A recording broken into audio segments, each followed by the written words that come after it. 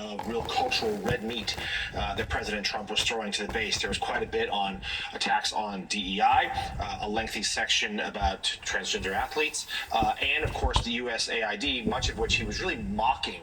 Some of the programs, some that we should note factually incorrect, but mocking some of these programs in countries around the world, including many of them in Africa. So give us your sense as to who is he talking to there? Well, he's talking to both his base, as usual, and he's talking to lower information voters. And he's also able to talk around people who maybe like some of the other things he's doing on tariffs or on DOGE and don't necessarily hear the dog whistle in the way Donald Trump speaks. But I can tell you that the view from Black America is very clear, and also from Blue America, from communities, states, families who feel that they are under attack directly from the President of the United States.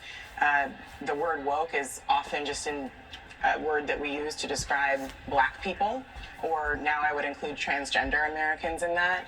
So this is not just rhetoric, because we have to also remember that when we talk about the potential cuts to Medicaid, when we talk about Social Security cuts, when we talk about pulling funding from universities and the job chaos and destruction that that creates, that's not only going to hurt liberal America, but I can tell you right now that liberal America is already feeling this.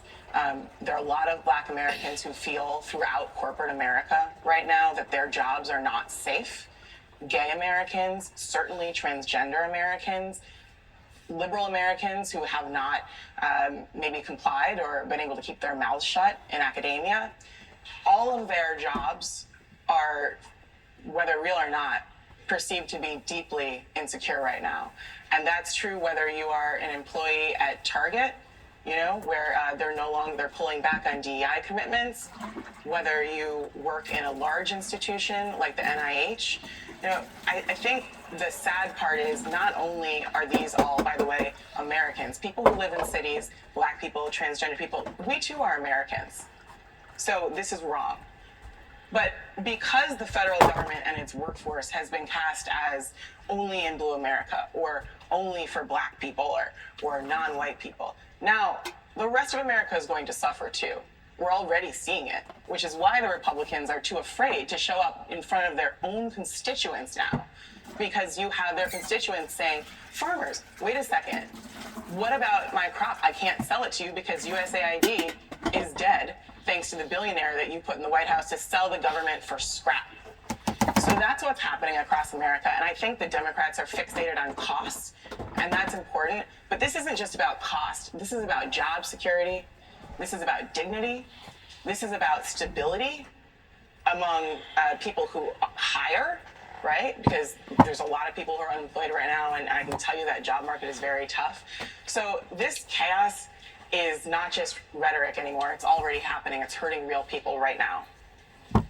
Well, and it's hurting people in urban areas. It's hurting people in suburbs. It's hurting people in rural America. I mean, and you have these random cuts that we're seeing aren't thought through. Again, I think we all believe there's waste, fraud, and abuse in the federal government, but just going wildly at things, of course, making mistakes, cutting, from the FAA, cutting from the TSA, making flight safety less secure. And then you can talk about nuclear security. You can talk about food safety. I mean, we could just keep going down the list. And, it's so fascinating, Elise, that you keep hearing about USAID. Oh, they had this horrible problem in Botswana, this program. They had this horrible program in, I don't know where, Malawi.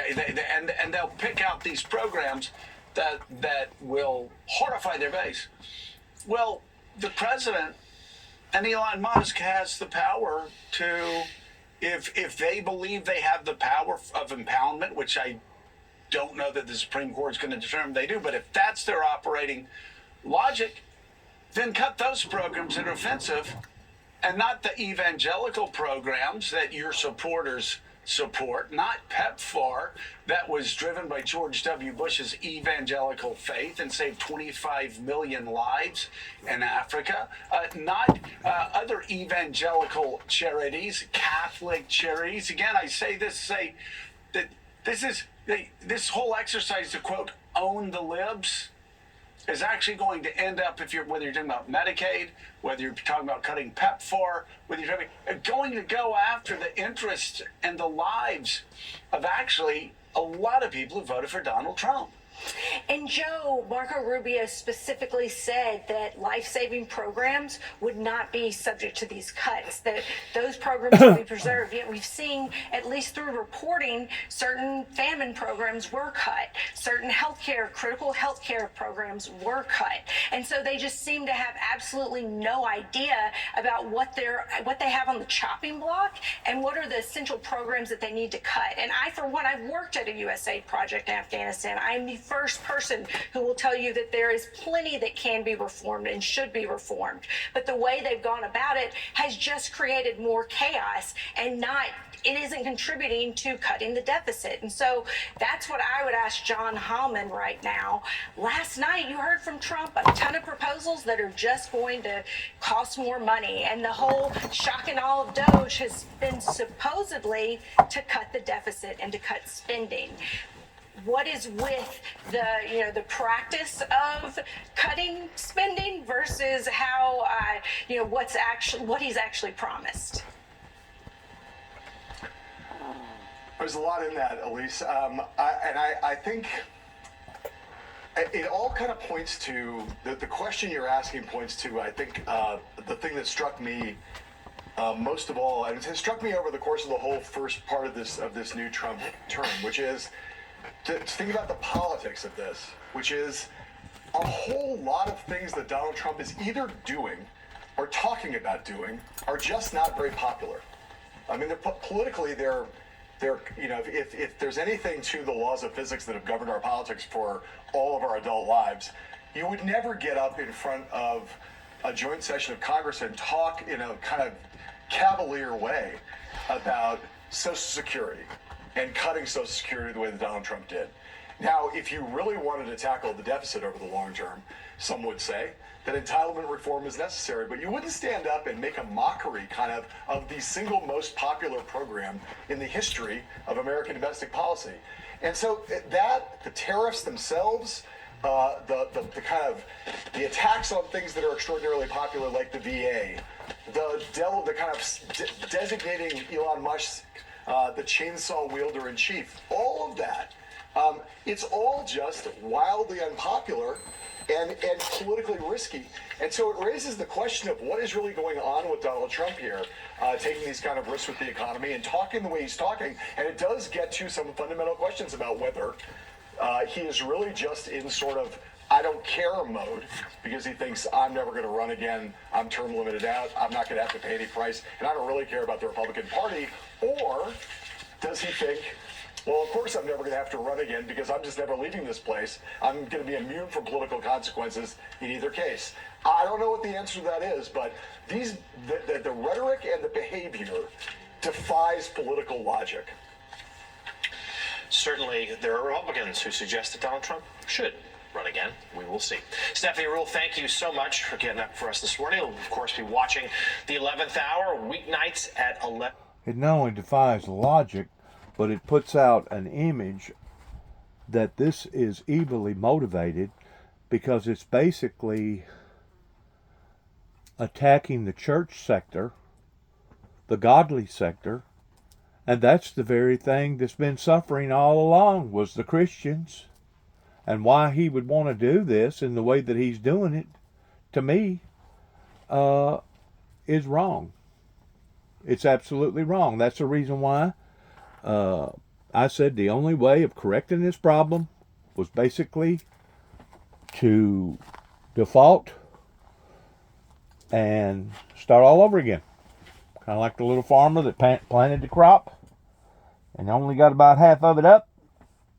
That's the reason why the Bible continues to keep saying, go back, go back, go back. Go back and do thy first works over again. Well, what works are those works? It's godly works. It's Christian works. And the way that they're going about doing it is not in a Christian type form, but actually in a barbaric evil type form, especially whenever you know that you're harming and hurting God's children. That's what has brought this all up to begin with, pertaining to how various people right here beginning in Northwest Tennessee thought that they was going to be able to do this and not give an account for what that they have done. And I realize that they're going to give an account for it one day in the world, in the hereafter world, but I'm talking about this world, as of this system, as of America, still thinking that they've gotten away with this, regardless whether it be over in Obion County or Weakley County or Northwest Tennessee in general. I've never seen so many people that was so two-faced whenever it comes to do as I say and not as I do. You know, this government, regardless of whether state government, federal government, local government, whatever, they want to tell us, they want to penalize us and punish us for what we don't do, or for the things that we've done that we shouldn't have done, which I'm all for. Ain't nothing wrong with that, because without having some sort of guardrails, you just have a Wild Wild West show. But on the same level, whenever they make mistakes, whenever they're engaged in activity, instead of going and draining their bank accounts and taking their second homes and their vacation homes and their yachts away from them, they're still wanting to bombard or attack the Christian society, which is wrong. And it's evilly motivated, and it's still based around the 1%ers taking care of the 1%ers while the rest of the 99%ers suffers. Now, I realize a lot of people think that this is some sort of a game. Well, it's not a game. Whenever you see the things that went on over in Israel, whenever they was attacked over there, and you have people that was video recording why women was getting raped or killed, or going in and taking a woman's child out of her stomach while she was still living, or videotaping it that way, live streaming it that way, their loved ones and their friends watch this on live stream on these gizmos and gadgets. That's psychological warfare. That's evil. That goes beyond just wanting to do bad. Now you're wanting to do bad, and you're wanting to brag about it as you're doing bad. Just like I seen a show a while ago, I just seen parts of it. It was so bad that I turned off of it, pertaining to these two guys that was captured over in Mexico, and they had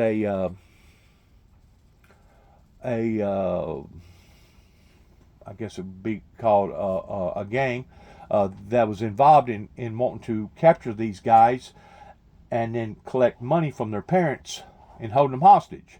Well, as they was holding them hostage, they was first of all lured in by these women, wanting to have a good time, and then once they was captured, these women was punishing these guys by pouring honey all over them, and then pouring corn on top of the honey while their bodies was naked, and then taking chickens and releasing chickens on top of them. That way the chickens would steadily be pecking towards getting the grain off of their bodies, in the meantime also getting the honey off of there. Now there's all kinds of torturous ways that humanity can bring torture to humanity, and it's evil. And if people think that this is some sort of a game, it's not a game. Whenever you're talking about this getting this far out of hand, and now all of a sudden we're going to try to realign this. Well, it can be realigned as long as it's realigned correctly. But if it's not realigned correctly, it's just going to make things that much more harder on the very people that's complaining about it to begin with, which ordinarily are the Christians. It was the Christians that rose up to this pretending to how unfair and how ungodly and how cruel that this was. And now you're going to turn around and use, you're going to implement tactics or policies that's actually going to go against that grain, that's going to be making the Christians, regardless whether it's American Christians or Venezuela Christians or whoever all over the world, you're going to now rise up and make their lives that much more crueler and make their lives that much more hurt that much more. That's evil. That's evil in the fullest. And if we think that that's going to go on and people not going to rise up against it, they actually have another thought coming, because people will rise up against it. People are against this type of cruelty, and the thing about it is, it never should have got this far out of hand to begin with, but it did, and now we're having to deal with the circumstances the way that we're having to deal with them. In addition to various people that was responsible for this, going all the way back into the 80s, that still has not come clean regarding why they done what they done, or why they didn't do what they should have done that allowed for this to get in this shape to begin with. Beginning right here in Northwest Tennessee and Washington, D.C., pertaining to the White House, Homeland Security, Secret Service. So, they claim one hand washes the other, which it does. And it's supposed to. But you're not supposed to cut off your hand to despite your rest of your body in trying to nullify or get back at the reason why that this occurred the way that it did. That's once more going back to the parties of the guilty and punishing the innocent. To me, that's evil. Sense. Let's hope the president soon comes to his senses. And Congressman, let's get your reaction to this, to the Journal had to say, but in particular on tariffs, which do seem, economists believe, hurt working class Americans, particularly those in the auto industry, which of course, that's the state of Michigan. Yeah. Well, I'm glad that people are concerned about taxes, so I'm encouraged to know that all of the Democrats will probably vote with us to extend the Trump tax cuts, because we wouldn't want to raise taxes on average Americans. But as it pertains to the tariffs, remember, tariffs are a negotiation tool to have fair trade and to put America and Americans, country, and people first. And that's exactly what they're doing. If you also noticed, Howard Lutnick noticed last night that Canada is actually coming to the table to negotiate tariffs and fair trade with the American government. And that's exactly what it's designed to do. Look, we want investments in America. We want products to be made in America. We want manufacturing to be done in America. And most of all, we want fair trade for America. And that's exactly what the tariffs are designed to do. Now, there's a difference between short-term and long-term. And I would just ask to be a little bit patient. And different than the previous administration, President Trump will use every tool available to him to make sure that we have free and fair trade, and tariffs are a negotiation tool that I would argue are already working. Look at what Canada and Mexico did with the flow of fentanyl. President Trump threatened tariffs a month ago if they didn't comply and send troops to the border to help stop the flow of fentanyl. What did they do? They responded to the threat of tariffs. What did we see last night? We saw foreign countries like Canada coming to the table saying, hey, we want to negotiate with you. We want to have fair trade agreements. So I would beg to differ with you a little bit on, let's wait and see how this plays out. Congresswoman Elise Jordan here. In your role as chair of the House Republican Conference, you heard a lot of cats on a daily basis. And so I wanted to know what you think of the NRCC's guidance to members in a closed-door meeting that they should not do in-person town hall meetings, and they had other ways to communicate with their members. Yeah, I think you missed the message a little bit. The goal for us as Congress people, as you know, is to communicate with our constituents, not an organized disruptor funded by George Soros. So the issue is, how do we best communicate and listen and hear our constituents? And as you know, there are many different ways. There's teletown halls to communicate with our constituents. There's newsletters. You know, I can share with you, we've answered thousands of emails, but our goal is to communicate with our constituents, not to have a circus and be disrupted by others. We want to deal with our constituents, and what is the best way to do that? And that was the message. Congresswoman, I just want to push back a little bit, though. You are elected to office to speak to the American people, no matter which side of the aisle they come from. And you specifically cite that George Soros-funded organizers are coming and disrupting these town halls. Where has that happened? Can you give us some examples of that? All you need to do is turn on the TV, and it's all over the place.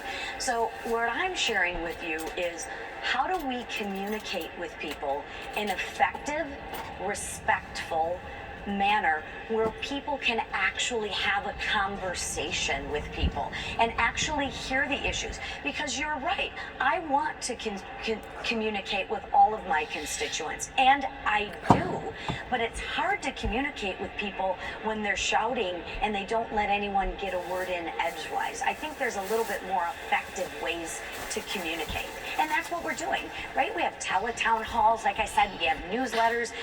There's not just one focus, and I hope the message that everyone is hearing is communication is what we need. Disagreement is not disloyalty, but you have to be able to hear the other person to have disagreements. Exactly. All right. Well, House Republican Conference Chairwoman, Congresswoman Lisa McClain of Michigan. Congresswoman, thank you so much for joining us this morning. Thank you. Have a good day. You the same. Congresswoman offering some different viewpoints there. We should note, when we played sound from the Senator Marshall's town hall in Kansas, those were indeed locals making their voices heard and being upset about these cuts. We got some more breaking news this morning. Now, we are now learning that President Trump's move to halt aid to Ukraine also includes a pause in sharing intelligence with that country, a significant development here. CIA Director John Ratcliffe spoke about the decision on Fox Business just moments ago, saying he doesn't think, though, the pause will last for much longer.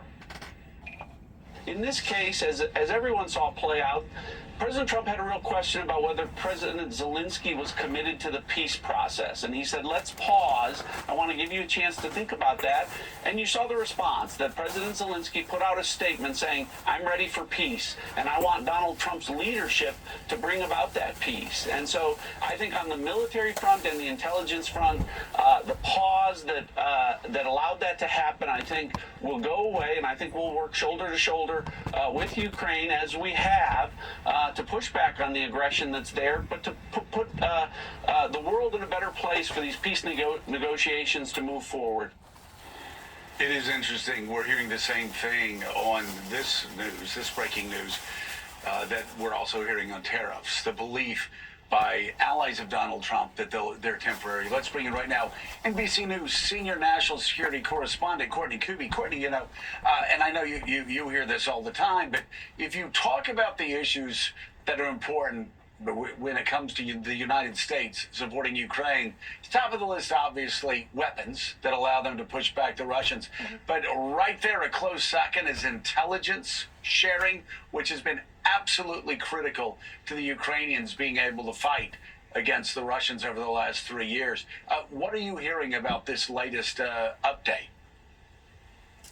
Yeah, and Joe, I would even add one more thing to one of the most critical things that the United States provides Ukraine and has for the last 3+ years, and that is the public support of the United States government and the United States people for the people of Ukraine. And that is really getting at the heart of what these announcements this week have taken out. So yes, the last more than 3 years now, remember, the United States started actually sending some of these weapons and intelligence sharing to Ukraine in fall fall of 2021, that included some javelins, that included intelligence about Russia's military buildup along their border with Ukraine. The Biden administration sharing that early on.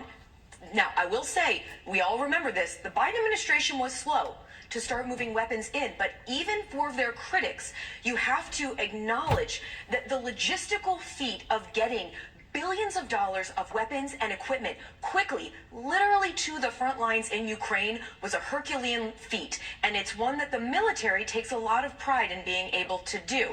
And they did it consistently, week after week, for the last 3 years. As part of that, the United States has also stood up this structure in Eastern Europe where they work, they train the Ukrainian military, they share intelligence with them, and that has also been consistent here. What we are just learning is not only did these weapons, did they stop the flow of those? We were told that it was 6 p.m. Monday night Eastern time that the order went down.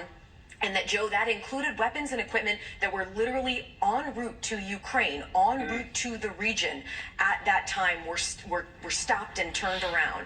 In addition to that, they have also curtailed this intelligence. And again, what this really does is it shows this larger question about whether the U.S. really supports Ukraine at all, something that has been a big part of these conversations. I also have to say, I know we're tight on time, Joe, but despite the fact that the U.S. may be cutting some of this off, there are other ways the Ukrainians can get this intelligence from other partners who the U.S. shares them with.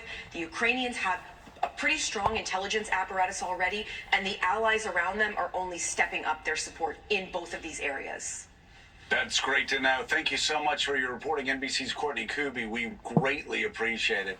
And again, you had CIA Director John Ratcliffe saying that it was going to just be temporary. We shall see if that is in fact the case. John Heilman, it is interesting. The director felt the need to add that in the statement. You see a lot of Republican senators coming out. Ted Cruz, this war should come to an end in a way that is clear and unequivocal loss for the Russians and a loss for Putin. Murkowski, I'm sick to... We already know all this. Let's go on here real quick. I got a couple things I got to do real quick. I mean, there's no doubt this has turned into just basically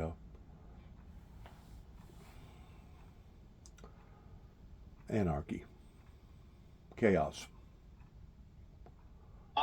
I'm talking about totally out of characteristic on every level that you can even begin to think of. And the thing about it is, we're not just dealing with harming and hurting our own people, but now we're dealing with harming and hurting more people from other parts of the world. Sylvia Washington, FBI. You spent your life helping others. That has the same desires and the same feelings as the good people over here. And whenever you start seeing people doing bad things that's promoting good people, now you are sending out the wrong messages to the rest of the world that can be interpreted in a very, very abrupt way. And whenever that occurs, watch out. Danger, danger, danger. But your life is a lie. I feel my time running out. I need you to tell me everything. I say, Lord. That was a preview of season 3 of the AMC show Dark Winds. Based on the iconic series of books by Tony Hillerman, the series follows the work of Lieutenant Joe Leaphorn, a Navajo tribal police officer in the American Southwest. This season, he must investigate the mysterious and potentially supernatural disappearance of 2 boys, while also trying to outrun his own past. And AMC recently announced that it has already renewed the show for a 4th season. And joining us now, Dark Winds actor and executive producer Zahn McClarnon, who plays Lieutenant Leaphorn, and Golden Globe and Emmy-nominated actress Jenna Elfman, who is guest starring in season 3 as an out-of-town FBI special agent. Thank you both for being here this morning. Really appreciate it. Zahn, I'll start with you. First of all, congrats on the news of the renewal. Good news indeed. So set the stage for us. Tell us a little bit more about what we should expect in this season. This season's another mystery written by Tony Hillerman, based on a couple Tony Hillerman books, The Sinister Pig and the Dance Hall of the Dead. Just a lot of excitement. Kind of go more into Joe's psyche this season and some of the things that befell him because of some of the choices he made. So it's exciting. It's going to be exciting. Well, I'm excited. I'm a huge fan. I've been a fan since you were on Longmire as Matthias. Yep. And, one of the really special things about Joe Leaphorn is kind of seeing the world that he lives in come alive. I'm wondering, especially in this moment in American history, can you tell us a little bit about what we can expect to see from this world? And is there a message that you have through these characters and their lives about, what Joe Leaphorn's story should mean for the rest of America? We set the show through a unique cultural lens that a lot of audiences haven't seen before. And I think that's really important for Native representation in television and film today. And I'm very fortunate to be a part of this time period in film and TV for representation, because we all grew up with the stereotypes and the tropes, and we were showing Native culture in a different light and more three-dimensional characters, and we're hoping that audiences are enjoying it. And I think they are, because the show has been successful and people are tuning in. Jenna, what's it been like for you joining this set in this season? And you come in and you're an out-of-town FBI agent, so you're an outsider coming in and you're a newbie on the set. What's it been like? Yeah, well, first it was just, I love John Wirth's, what he's done with the writing, and working with Zahn was so incredible. In every scene, no matter where I turned, there was just so much talent, and it was just a real honor to be able to come in and be part of the storytelling. And, backstory, 1972 was the first 2 female FBI agents ever, except for one back in a long time ago. But that was a special, separate situation. So this was the first time that 2 women graduated the academy. And so she has something to prove. And she's kind of been sent out. And at the same time, I wanted to show how unbecoming white entitlement is.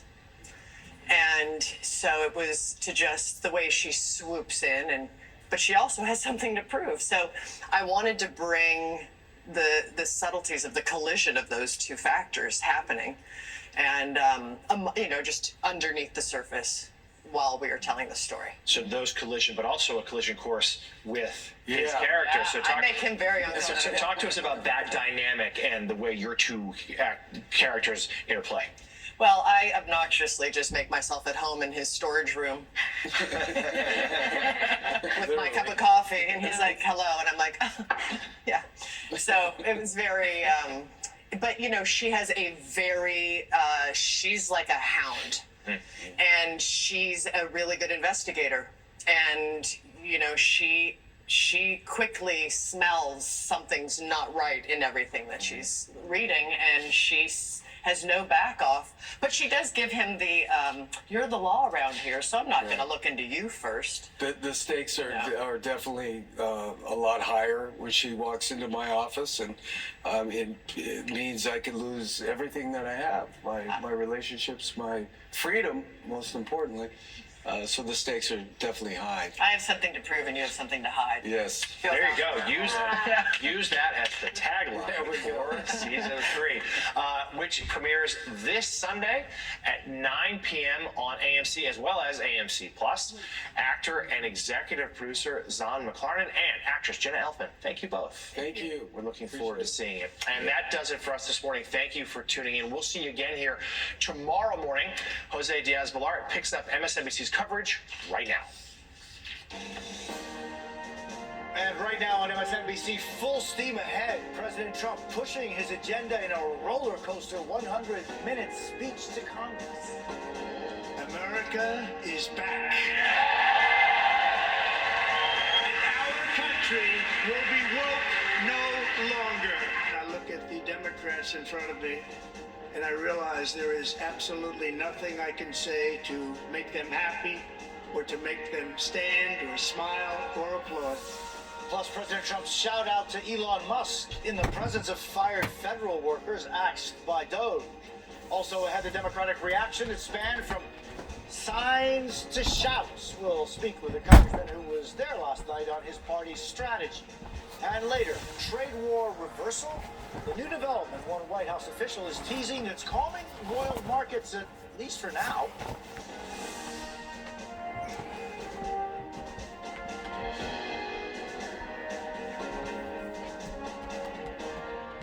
Good morning, 10 a.m. Eastern, 7 a.m. Pacific. I'm Jose Diaz-Balart, in for Ana Cabrera, reporting from New York this morning. We begin with a defiant President Trump vowing he's just getting started.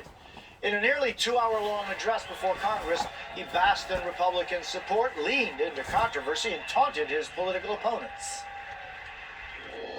I return to this chamber tonight to report that America's momentum is back. Our spirit is back, our pride is back. So Democrats sitting before me, for just this one night, why not join us in celebrating so many incredible wins for America? My fellow Americans, get ready for an incredible future, because the golden age of America has only just begun. The Democratic response ranged from... Begun for who? How many people is right now at the brink of total disaster towards filing for bankruptcy or whatever, including the banking industry? Because if enough people collapses on the bottom end, eventually the upper end is going to collapse. But whenever we see what the government does in lying to us and promising us, oh, we'll never bail out the banks, and then turn around what Biden done and then reverse that and then bail certain banks out, it's illegitimate.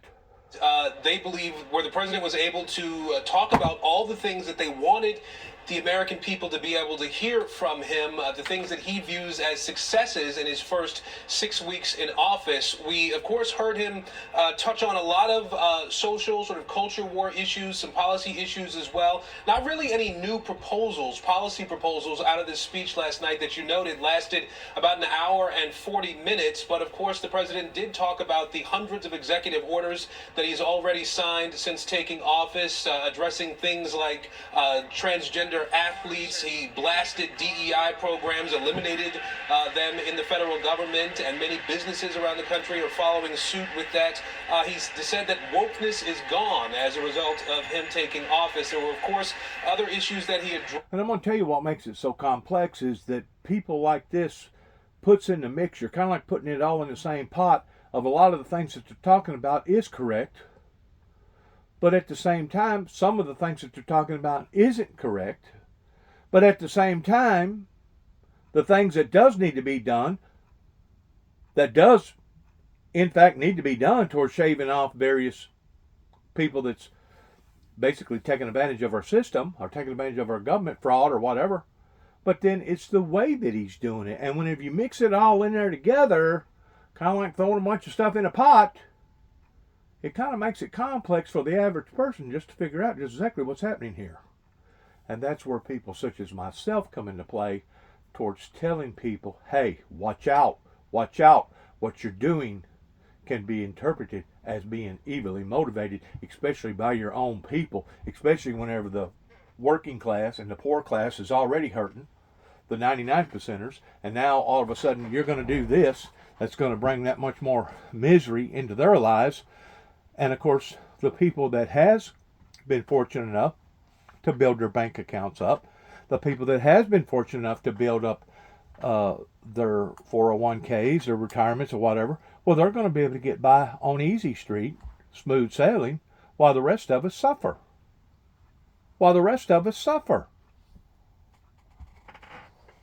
Maybe it was part of our own faults towards not making wise investments, but maybe it was just unforeseen circumstances, unintended consequences that happened to our lives. So in the approach that what he's wanting to do here, I say, and I'll continue to say, can be interpreted as being evilly motivated. That's going to basically continue to support or take care of the people that got this thing in in the shape that it's in to begin with. Around and said, President Trump, you do not have a mandate to cut Medicaid. And after refusing to sit down, he was kicked out of the chamber. Let's watch that moment. That's your warning. Come here. Mr. Green, take your seat. Take your seat, sir. Take your seat. Finding that members continue to engage in willful and concerted disruption of proper decorum, the chair now directs the Sergeant at Arms to restore order. Remove this gentleman from the chamber. So just a very extraordinary moment there. And Al Green, we should remind people, is one of the leading Democrats who's trying to file impeachment articles in this new session of Congress against Donald Trump. So he's been a very outspoken critic of Donald Trump. But it wasn't just him. There were scores of Democrats, particularly from the Congressional Progressive Caucus, who were holding up signs and paddles throughout the speech. And there were several Democrats who stood up, took off their jackets, revealed shirts that said resist on the back, and walked out of the chamber mid-speech in protest. So you can't imagine that the Democratic leadership is very happy behind the scenes with some of their own members for going off message here. And meanwhile, Republicans are seizing on this with the House Freedom Caucus saying they're going to bring a censure resolution to formally reprimand Al Green on the House floor, with Speaker Mike Johnson saying he fully supports that effort. Aaron Gilchrist and Melanie Zanona, thank you both so very much. For more, I want to bring in Jake Sherman, co-founder of Punchbowl News and MSNBC political contributor Brendan Buck, former aide to Speakers Ryan and Boehner, and former Democratic Congresswoman Donna Edwards of Maryland. So, Jake, let's start with Congressman Green being removed, other Democrats waving signs, occasionally booing. Is that what Democratic leadership wanted? No, not in any way, shape, or form, Jose. And I want to send condolences to you and your family about your brother, who I knew a little bit up here, a very good man. But in addition to that, let me get back to the speech last night.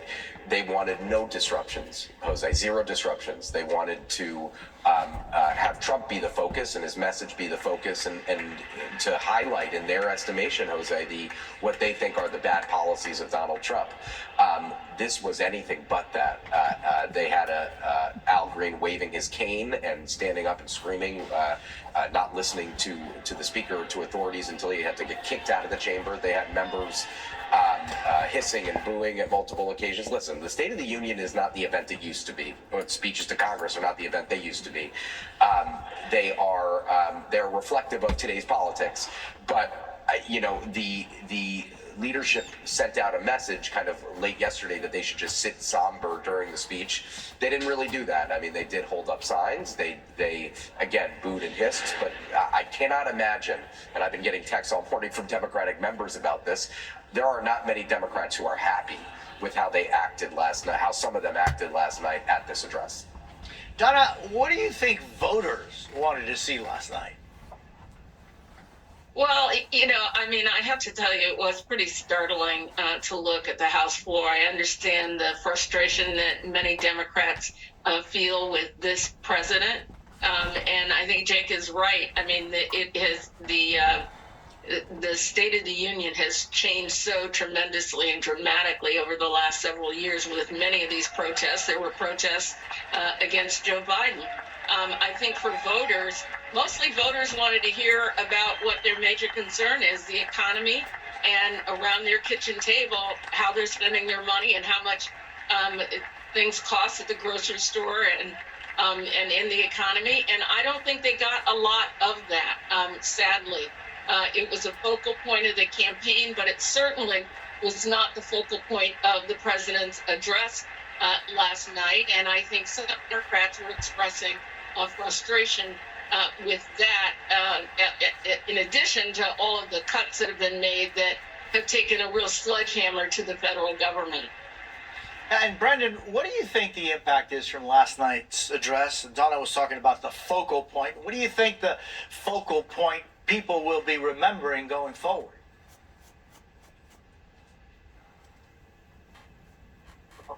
Brendan? Well, it's interesting. Usually early on in a speech, you'd like to... Do you have me? Yeah, sorry. Yeah. Usually early on in a speech, you want to focus on the thing that you want people to remember the most, because some people will tune out later on. Here you got a situation where Donald Trump spent a significant portion of the early bit of the speech talking about how he won the election and recounting his electoral college victory. It all felt very self-indulgent, and perhaps not in a surprising way. You had a situation where it was far more spectacle and showmanship over substance. I was struck by how little he was actually asking Congress to do. Usually these speeches are laying out a bold agenda for what they want Congress to accomplish, and this is the beginning of the person's term. And Donald Trump basically said, I want you to keep tax rates where they are. I want you to create a new cops program and some more money for immigration. And that was really it. I think this is a president who doesn't care a whole lot about the substance and what Congress has to do. It was much more about things that he was able to do, much more about tariffs. If this is a president who's facing a level of weakness on the economy already, people questioning whether he's committed to it, I'm not sure that they got a lot of convincing answers that he has a plan for them. Yeah, and speaking of the economy, and Jake, Elon Musk was in attendance last night, and the president, a shout out to him. Here's how that went. Doge. Perhaps you've heard of it. Perhaps.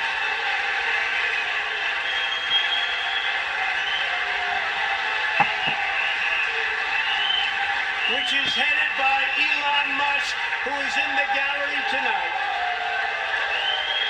And any federal bureaucrat who resists this change will be removed from office immediately.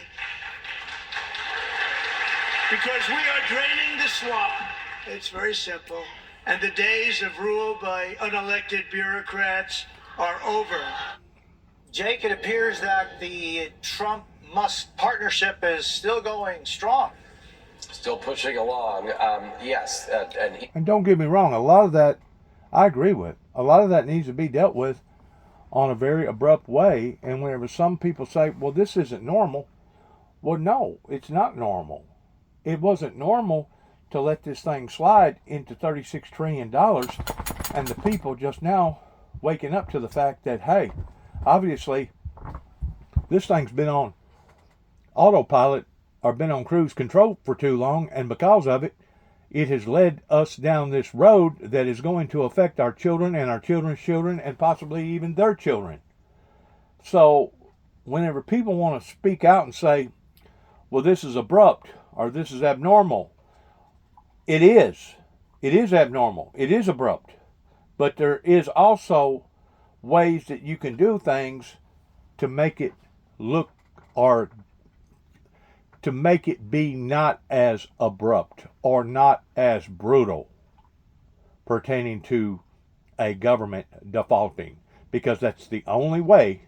I mean, it was Elon Musk that's already done made testimony that right now, just right now, we can no longer keep up with the interest that's being charged on this money. So this isn't just going to affect just one nation. This is going to affect all the nations.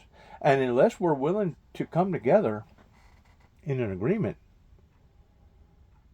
you're going to do a whole lot more damage than you're going to do good. And most of the damage that you're going to be doing is going to be to the working class and the poor class and those that's already suffering, which, once more, is going to give out the trajectory of being evilly motivated, because once more, it's taking care of those that put us in the position to begin with in this aspect.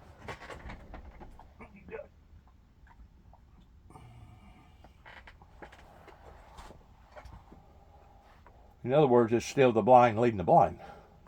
That's the reason why I continue to emphasize upon the fact that it can be done, but it's going to have to be done through the leadership of the Holy Spirit. It's going to have to be done in the leadership of a godly leadership versus political leadership or ungodly leadership. It can be done. Of USAID, the agency in charge of foreign aid. Joining us now, former U.S. Attorney Joyce Vance. Joyce, it's great seeing you. This was a 5-4 decision. What's your reaction to this? Well, it's important to understand what this is and isn't. It's an early procedural skirmish in this case. The district court entered a temporary restraining order, and it simply says that while the court is deciding larger issues, the status quo has to stay in place. That status quo involves ongoing payments. The case is brought by an alliance that works for AIDS vaccines, also by journalists in development, and they say if those dollars don't continue to flow, they'll be irreparably damaged. So at least for now, the Supreme Court has said those payments have to continue, but there's more to come. The district court will now have to decide whether to enter what's called a preliminary injunction. That would require the government to continue to make payments while the litigation wends its way through the courts. So, and thank you for explaining this whole early procedural motion, because what are the steps? And so it just seems as though, well, now that it's Thank God, at least something like that's happening, because if not, it was going to be detrimental. to the reestablishment of the aid, what are the next steps?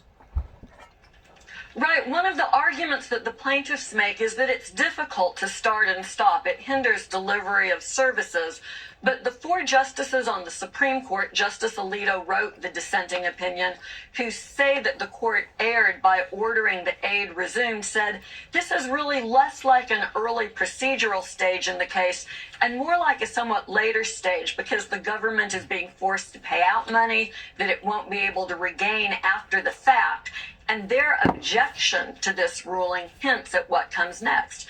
There will, in fact, be there will be a re-up on these payments. They will go out. Services will continue that provide stability abroad for many of these important programs.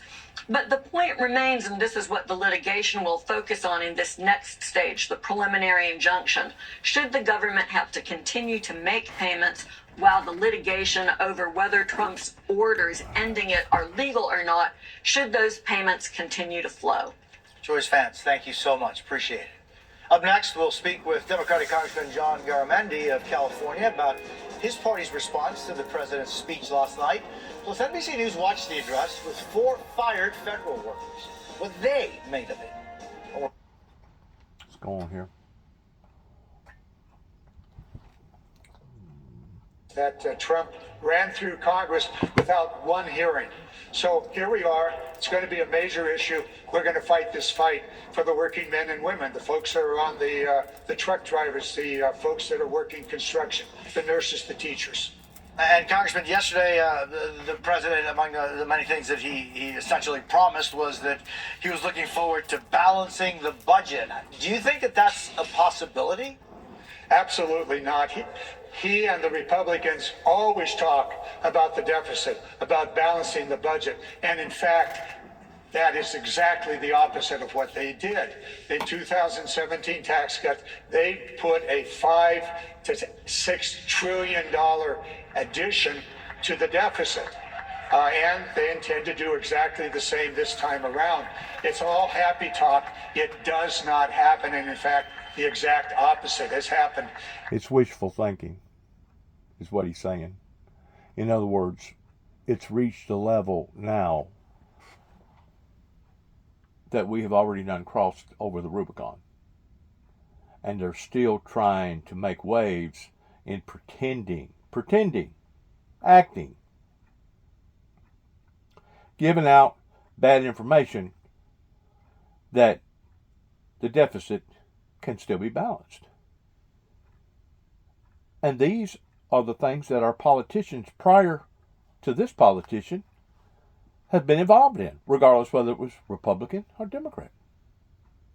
Now, we may not be the sharpest knife in the drawer whenever it comes to numbers game, the fuzzy math, as young Bush used to always talk about. But I promise you, the majority of us wasn't born. We may have been born at night, but I promise you, we wasn't born just last night.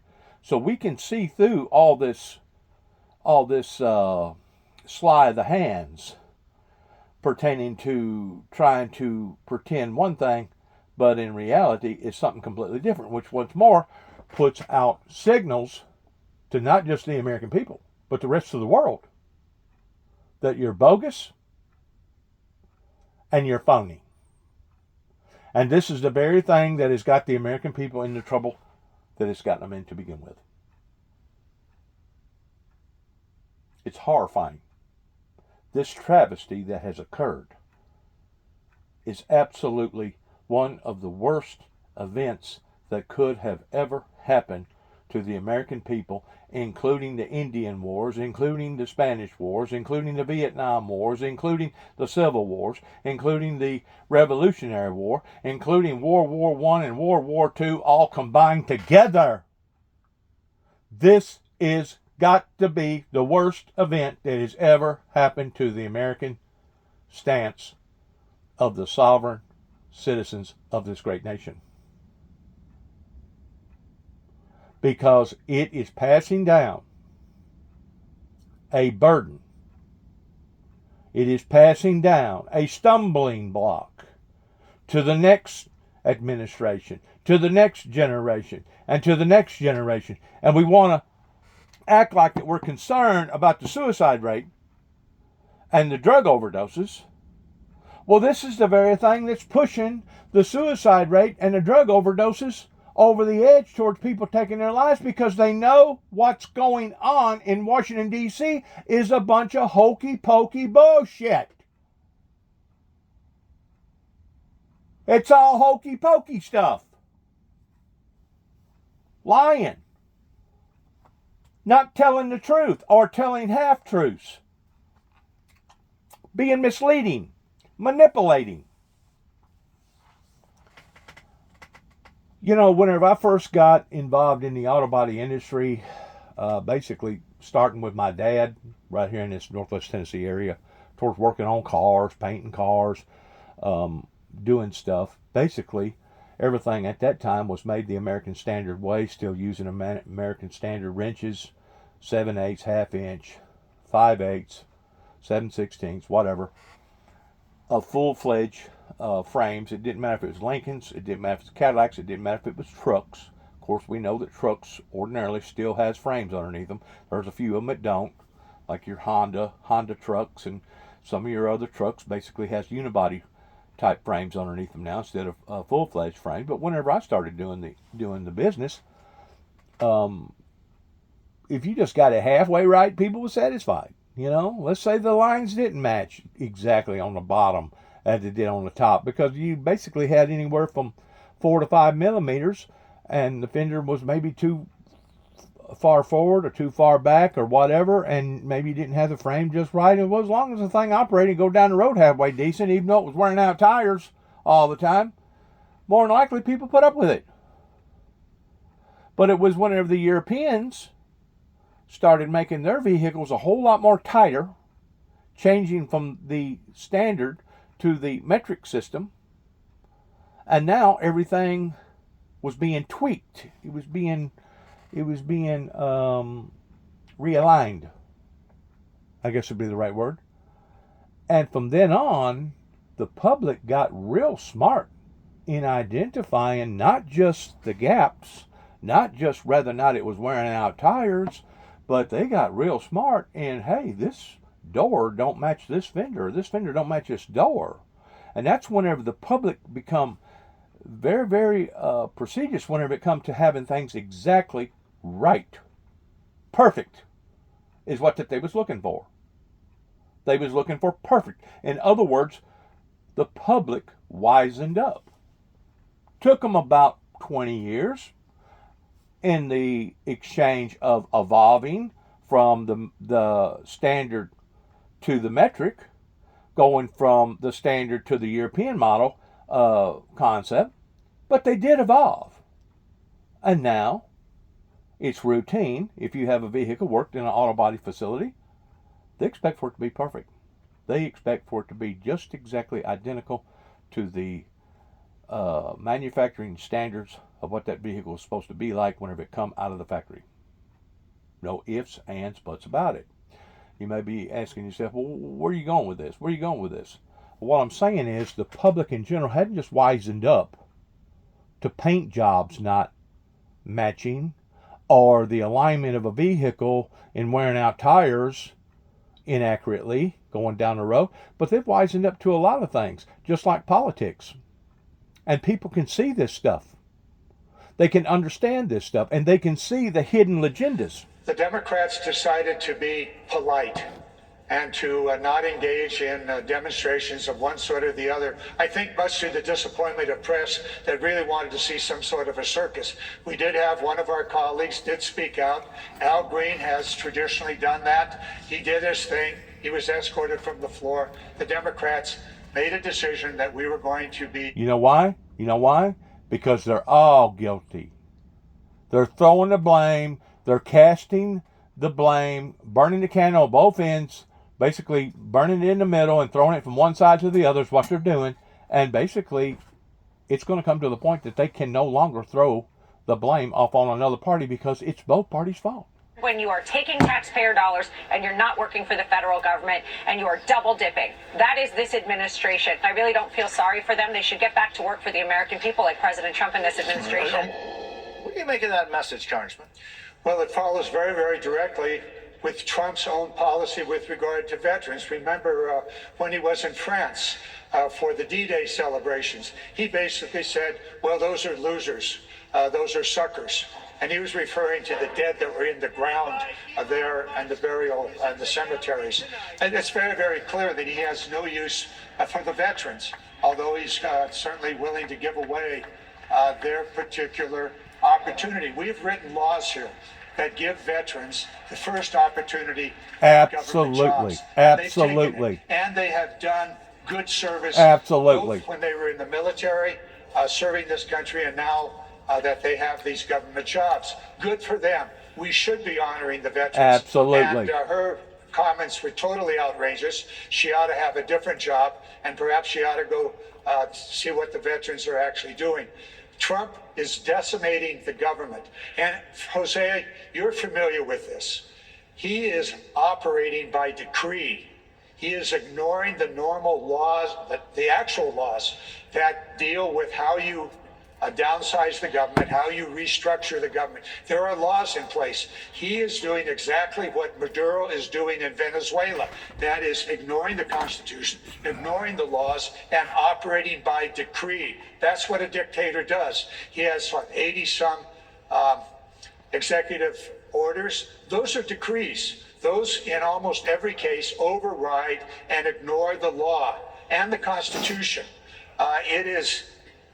We're on our way to a dictatorship unless the court, and fortunately the Supreme Court decision, which you talked about a few moments ago, puts in place and empowers the third branch of government to hold Trump accountable.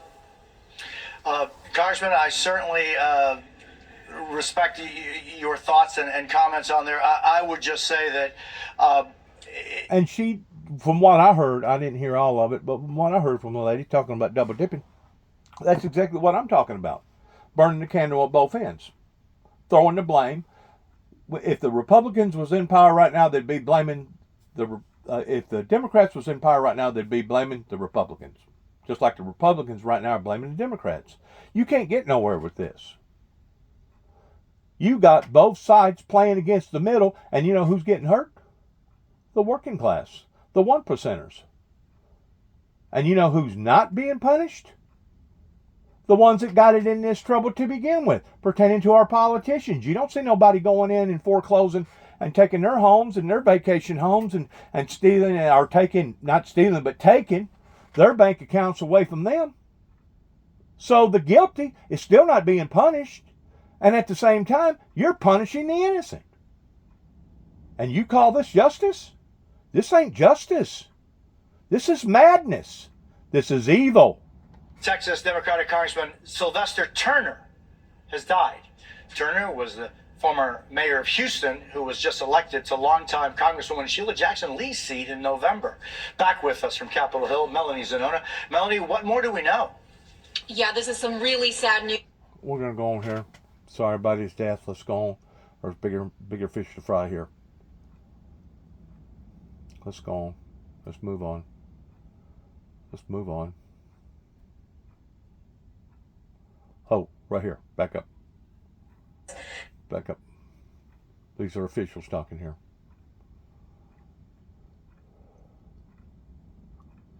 Stop. We work hard to make sure. Go back. Stop. 42 past the hour. Breaking news. Top Trump officials confirming today that the U.S. has cut off intelligence sharing with Ukraine as well as military aid. CIA Director John Ratcliffe this morning said. Which leaves us hanging towards, was the letter that Donald Trump said that come to his desk yesterday, was that authentic? Was that for real? Was that the real McCoy? Or was that something that he just spit it out there to the American people towards trying to calm down the entrance, those who are interested in this situation pertaining to the Russian-Ukraine deal that is obviously totally out of hand, been out of hand now for the past 3+ years, and how come the Biden administration isn't being held accountable for not handling that situation properly, goes back to the 1%ers taking care of the 1%ers. Why the 99%ers, regardless whether you be American 99%ers, whether or not you be Russian or Ukrainian 99%ers, or you be some other 99%ers in some other country, it goes back to the 1%ers taking care of the 1%ers while the 99%ers are suffering and takes the blows. If people can't see this, regardless whether you're Christian or non-Christian, regardless whether you're an American or non-American, obviously you've got blinders on your eyes and you're out of touch with reality. If you cannot see this and interpret this in the correct way towards politicians playing both ends against the middle. Double dipping is what the woman said. Double dipping. Once more, their politics. What does a tick do? A tick drains all the life source out of whatever it is attached to. And it doesn't matter if it's a bird, a dog, cow, horse. It's a tick. A politic. And that's what we're seeing that's going to drain the 99%ers to everything that they're worth until eventually they have no choice other than to accept the fact that this has been a total failure pertaining to the system that has been abused and taken advantage of for this length of time. And it all goes back to what didn't happen that should have occurred in the Reagan and the Bush administration that has put everybody in behind the 8 ball. So whenever Mr. Putin, the Russian government, says that they have been cheated, he is accurate. The world has been cheated regarding the 99%ers. Now the 1%ers, they're still going to play their games. They're still going to call the shots, and they're still going to mandate stuff. In other words, you're still going to have the military that's going to stand in behind the dollar bill, because the dollar bill is still the predominant bartering system here in America, the good old American currency. Well, whenever that stops, then it all falls apart. And technically speaking, it probably should have already stopped, because technically speaking, we should have already declared bankruptcy. We should have already defaulted on this craziness that's going on right now that is bringing that much more harm and hurt into innocent people's lives. This is what your local politicians, your state politicians, and your federal politicians have done, especially those that has been in power for any longer than 30+ years. It don't matter if it's a judge, a mayor, a governor, a senator, a congressman, whoever.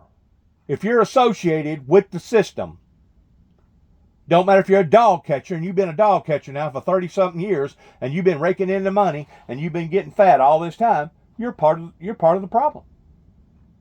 You're part of the problem. You're part of the problem that generated this problem that's now put the monkey on all of our backs. A handicap. A stumbling block is exactly what it is that is destroying people's lives. The pause could be temporary. So I think on the military front and the intelligence front, the pause that that allowed that to happen, I think, will go away, and I think we'll work shoulder to shoulder with Ukraine as we have to push back on the aggression that's there, but to put the world in a better place for these. And that's about all you hear now on these news articles is metaphors. Metaphorically speaking. Oh, it could be. Well, we don't think it's going to be this way. Well, I don't know. I mean, we're trying. Really? This is the way that a proper government is supposed to be running? Off of metaphors? For these peace negotiations to move forward. Those comments after President Trump seemed open to getting peace talks back on track in his speech last night. Joining us now is NBC News senior national security correspondent Courtney Cubie and Evelyn Farkas. Donald Trump is a rich, rich man. What has rattled his cage is that he has looked directly into this and he's finally realized, my God, the system is fixing to crash. Well, whenever it does that, it's going to be similar to, I didn't say it was going to be exactly like, but it's going to be similar to whenever a natural catastrophe hits, and it doesn't matter if it's a flood, it doesn't matter if it's something like happened in western North Carolina or East Tennessee pertaining to the flooding and the lives that got devastated. It doesn't matter if it's a fire, it doesn't matter if it's a tornado, a hurricane, the fires out west. I guarantee you those houses that burnt, it wasn't just the rich of the richest of the rich. It was also politicians, it was judges, it was mayors, it was people associated with the system to begin with, that now you're starting to hear them really rear up, because hey, wait a minute, this is affecting our lives too as well. Well, yeah, it is. Just like whenever Katrina hit down in southern Mississippi, one of the first things that I took notice of, that it didn't just affect the poor, it didn't just affect the working class, it affected the rich class, it affected those that was prosecuting attorneys, judges, all the other people that was involved in the system. It affected their lives too as well. In other words, whenever a disaster hits, it shares no prejudice. It's not prejudice in who it affects and how badly that it affects. Whenever it affects one, it affects all. And I guess that's what they're waiting to happen in the system, completely, totally collapsing upon to itself after they have milked the innocent for all the innocent is worth, towards seeing all these lives being devastated, that finally they're going to break rank and say, well, you're right. You was right all along. It's a broken system. We can't repair it. So how are we going to replace it? Well, I've said, regarding with the Elon Musk ordeal, going in and tweaking here and tweaking there and looking at this and analyzing this and deciphering this and putting a microscope on this and microscope on that. I've said all along that needs to be done and needed to be done years ago, but now it's finally being done. But that needs to be done before we ever exchange into a new system, because if we don't watch, we're going to exchange one broken system for another vulnerable system that's going to wind up with the same corruption. People taking advantage of the system. And people may say, well, it's just the counterfeiters that's counterfeiting money that's taking advantage of the system. Bull, you know what? It's everything and everybody and their brother that's taking advantage of the system. Now, they want to attack people like Martha Stewart for inside trading, even though inside trading is lawful in a lot of these other countries. But the fact of the matter is, all these politicians that's been involved in politics for years and years and years, they have basically scraped the cream off the top of the barrel whenever somebody's going to come into your county or your local area and they find out that they're multi-millionaires, they're people from China or Tokyo, and they want to build a factory and start making Honda cars or Honda trucks or whatever. Well, because they know who's doing this and they know the potential in behind this, they're going to get on the phone, they're going to call up so-and-so and so-and-so. Hey, man, you still got that 200 acres for sale over here? Well, yeah. How much you asking for it? Okay. Well, I'm going to put you on somebody. Since my hand's shaking your hand, do you mind your hand shaking mine and giving me a cut off the bottom of off the top of the cream, pertaining to if this exchange goes through, that I get a little bit of it. That's inside trading. You know why it's inside trading? Because they knew that that particular person, that particular entity, was looking for an opportunity, and now they exploited that opportunity to their own benefit. Just like Dick Cheney, I'm going to throw him out there real quick, that was Vice President Bush's, young Bush's vice president for 8 years, that basically went into power being worth, I think it was like $3 or $4 million. And during the time that he was in there, from the time that he left, he was worth something like $40 million. God only knows what he's worth now. These people that get into these positions, and I know that people know this to be a fact, whenever they get into these positions, they're supposed to be working for we the people. And I could go down this long list of all these politicians that's been in power for this length of time, 25, 30, 35, 40 years, that are worth, some of them worth $300, $400, $500 million. But you don't hear nobody jabbing at them. You don't see nobody going to their banks and taking all their money out of their bank accounts. You don't see nobody exchanging towards taking their vacation homes or doing whatever, you know. So whenever you get to looking at a two-tier system, it's a open two-tier system. In the wealthy and the rich, the 1%ers, regardless whether you're a banker, lawyer, insurance adjuster, regardless whether you're a politician, or even a lot of preachers that are being taken care of, while the rest of us suffer.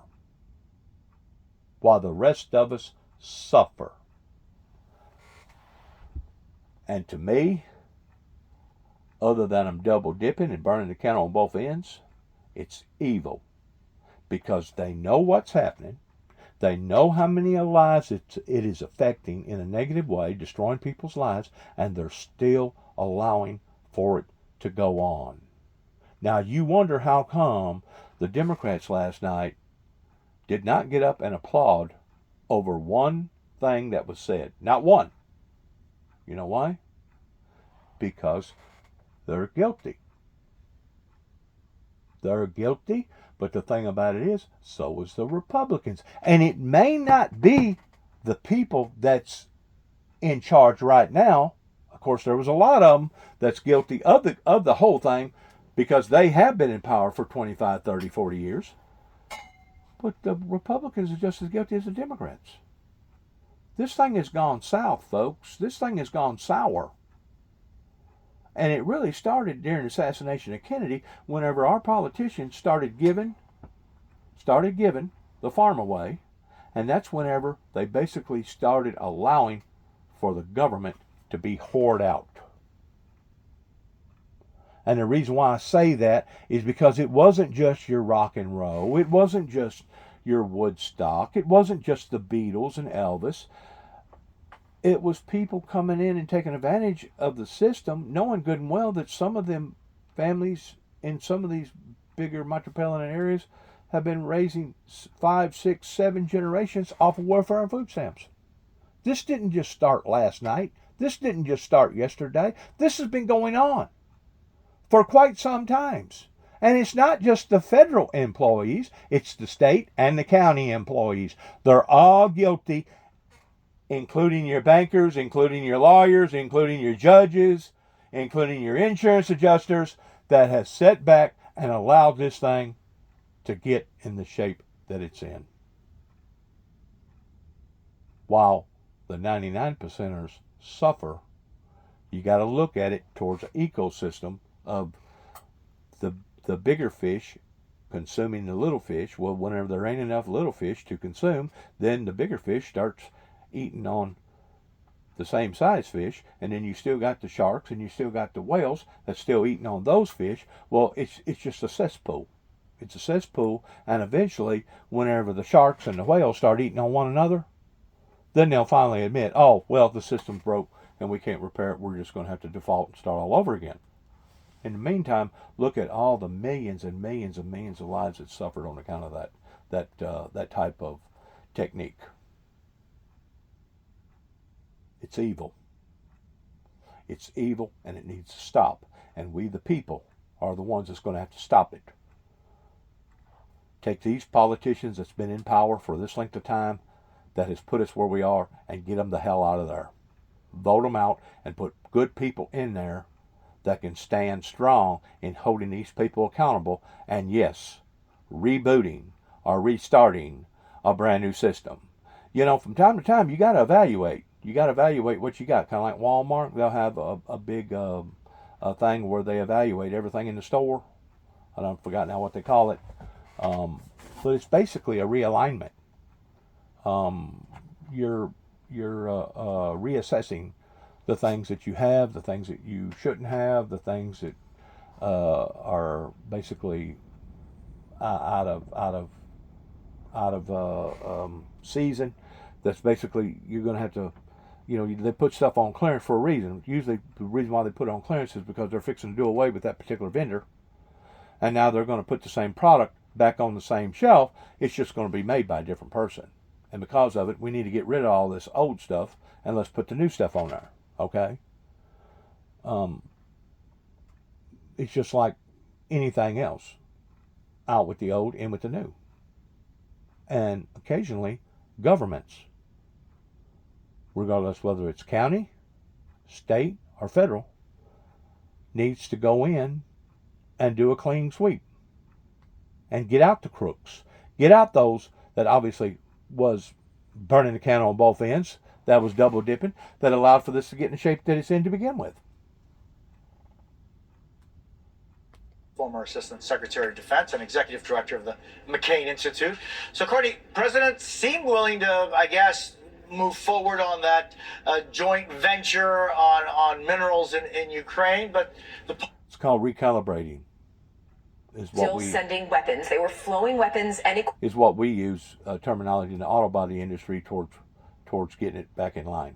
6 p.m. Eastern time, that there was actually aid that was en route to the region at that time that had to be halted, essentially turned around because of this order. But while that was still flowing, it was nowhere near the scope, the scale, and the expediency that we have seen over the last 3 years. The reality is much of the weapons and things that were going in had really slowed down.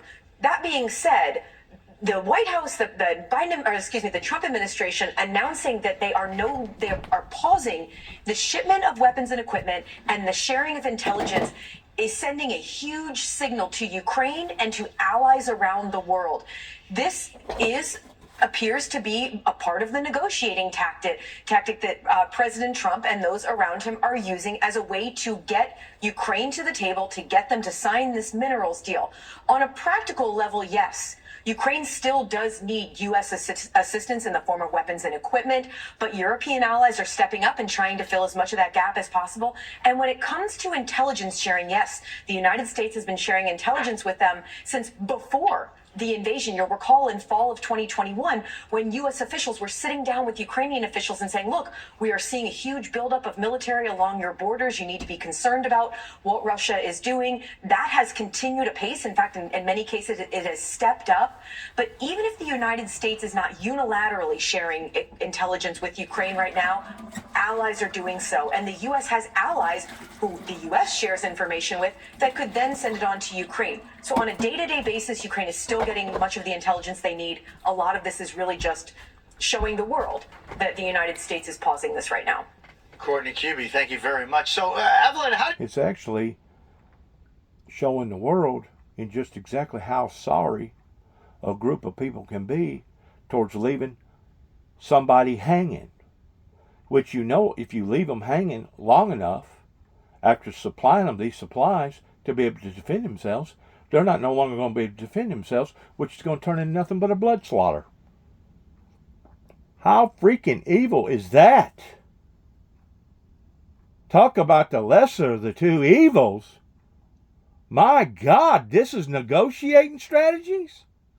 At the expense of how many millions of lives? Oh my God. negotiating plan. But the problem is all we see is this pressure being put on our ally and on the victim. And we don't see the same pressure being put on Russia. And Ukraine has said all along they're willing to make a deal. So, it's not necessary to put this kind of pressure on the Ukrainians that frankly causes a loss of lives. And it's really dangerous if the pause continues. There you go. The fact is that there are already a number of sanctions against Russia. It certainly has become Just going to leave them sitting ducks. A nation around the world as a consequence of its invasion of Ukraine more than 3 years ago. So I'm just wondering, where does the United States get its authority to be a trusted player among It don't. actions? And does the focus now on Ukraine and Zelensky specifically tarnish that? Well, I think you raise an important point, Jose. The sanctions on Russia are still in place. And as long as they are in place, we are doing something consistent with previous administrations, including the first Trump administration, to pressure Russia. But we're not doing anything new to pressure Russia and to bring Russia to the negotiating table and to make concessions. What we don't know is whether Russia is prepared to make concessions. And I think it would be incumbent upon our government to explain to us what it is they think Russia is willing to give up, to compromise on, why they think that there's a chance for a peace deal. Because otherwise, this really does look dangerous, and it looks like we're, on the brink of changing sides. Even if that's not the case, I think it's incumbent upon the administration to explain more to the American people about what they're doing here. There you go. Look, diplomacy Be more is transparent. based on talking, on being able to speak and to being able to listen to different sides. And you're right. I mean, we know very little about what the Russian side has been saying, among other things, because they haven't talked to Russia in years. But Evelyn, quickly, just the axis of influence, I think, is changing in the world. To see the negotiations, those first conversations being carried out in Riyadh, I think it was really significant. I think people are really nervous right now, Jose, that our president wants to align the United States with Russia, with autocratic leaders, China, that President Trump thinks that he can make some kind of deal and therefore make America more safe, when it's actually the inverse. I mean, if we make a bad deal, we're making America weaker, and we're putting ourselves in a greater position of danger. Yeah. See?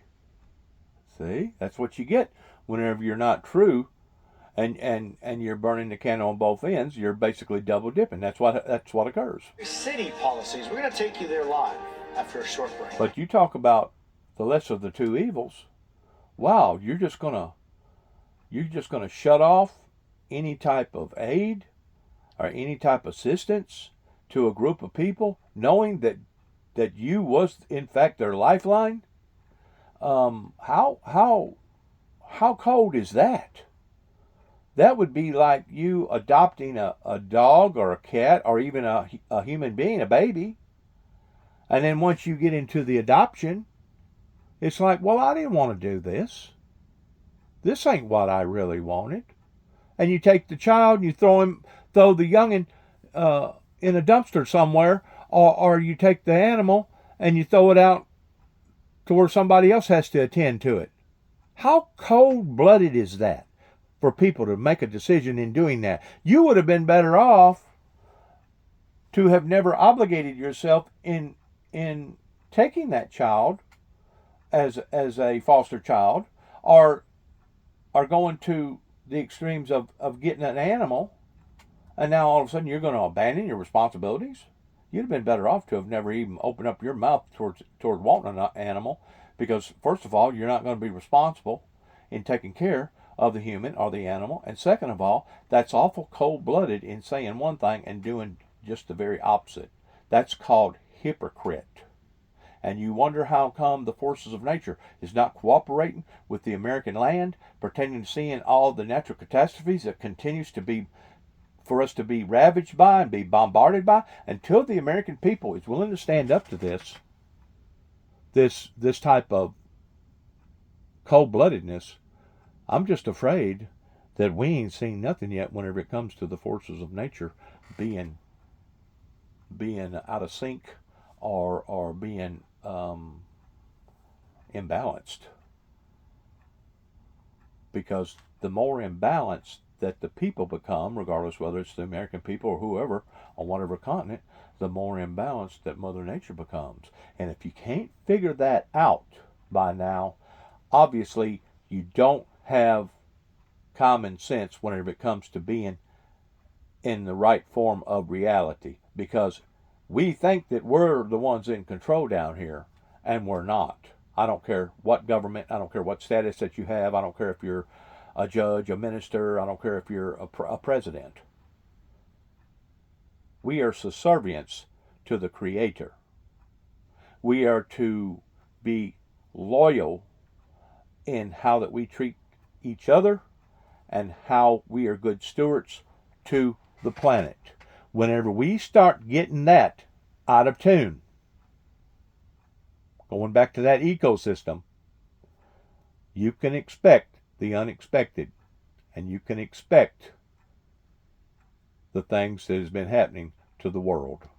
Stomp our feet on the floor of the Senate, but we can't even slow down legislation that much because of, candidly, rules changes made over a decade ago by Democrats.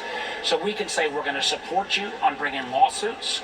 You know, one of the things that I'm kind of wingman to my friend of 40 years, Tim Kaine, my fellow Virginia senator, we're going to contest the tariff emergency he declared on Canada. I mean, the truth is, a lot more fentanyl goes from the United States to Canada than the other way around, and declaring Canada an enemy, and I may be a little biased, my mom's family is from Canada, it is bad politics, crazy economics, and you destroy these relations. You can't patch them over when they say, as they probably will in a few days, oops, we made a mistake. And the toll that we'll take on that, and that's why we can litigate, force as many votes as we can on the floor. But frankly, and it's one of the reasons why I'm working my tail off, at least in the national security space, to see if I can get 3 or 4 Republicans to break, because what they are doing through either malfeasance or ignorance with these Doge Bros to our intelligence community is beyond the pale. We've already lost a couple hundred CIA agents because they literally expose their identities. You know, you suddenly trade out. You can't replace an NSA cyber expert with another coder the way you could replace somebody at Twitter with somebody from another tech firm. On the subject of intelligence. Exactly, because they're unfamiliar with the do's and the don'ts and the techniques, and they're uninformed towards what has occurred, what needs to occur. It just creates total chaos. Talk about dangerous. This actually goes beyond dangerous that we're looking at in the way that this administration is going about doing this. And if the people don't rise up and basically either try to halt it or stop it or at least prolong it, similar towards what the Supreme Court has recently just done, we're in trouble, folks. We're in trouble on levels that most human beings cannot even begin to fathom. And it really goes back to what President Putin, which I'm not a Putin fan at all, a KGB agent, prior KGB agent. But it goes back to what President Putin first made reference to after the Ukraine war broke out, and he realized they wasn't going to be able to make them surrender in the time frame that they wanted them to surrender to. I think it was like 3 days or a week or 10 days or something like that. They kept moving the goalpost. But there towards the last, he said, well, that may be true, but let it be known at this: the ground that you was walking on has just shifted. And his words cannot be more critical in being accurate, because it has not only opened up the eyes of the American people, but the rest of the world too as well. In other words, we're walking right now on very, very thin ice. And if we don't watch, every bit of this is going to come back and bite us in the you-know-what. And whenever it does, we could very well be attacked on our own United States soil, and we think that we're invincible because we have nuclear bombs, right? Well, there's going to come a time whenever enough suffering happens to enough people that they're going to say, we don't give a you know what about them and their nuclear bombs. We would actually be better off dead than to be suffering the way that we're suffering, and they're going to come in on top of us anyway. They're going to attack us anyway. Not just from within, but we're talking about a literal force similar towards what happened to Pearl Harbor. We're not talking about a hitting below the belt type deal, like a terrorist type deal like happened during 9/11. No. You piss off enough people, you get enough people stirred up and get them hurting, and at that point in time, they won't care. As a matter of fact, at that point in time, they'll be like the North Koreans or some of them other people in some of those banana Republican countries that looks at life in a completely different frame of mind, that we would be better off dead than we would be alive. And my friends, whenever you reach that pivotal point in life, you have reached a very, very dangerous state to be in. At least, and I've said this before on some of my other work, at least during World War II, whenever the Americans created the atom bomb that basically stopped World War II in its tracks, at least there was a group of people that cared enough about life that they was willing to do whatever it took to still self-sustain that life. Today, after 80 some odd years later, after World War II has ended, I don't know that we have enough people that's willing to do that. And because of it, that becomes a very, very dangerous entity upon this planet, that we have reached the plateau or went over the Rubicon of the point of no return. It's very dangerous in what's happening right now. I cannot explicify how dangerous that this is, especially whenever you have somebody that's basically firing off any and everything that he can to disrupt any and everything that he can, that once you cause enough imbalances, enough disruptions in enough people's lives, then is whenever the ultimate usually comes about. In other words, if we can't get what we need through monetary funds, we'll take it out in sweat, blood, and tears. And that's usually what starts wars.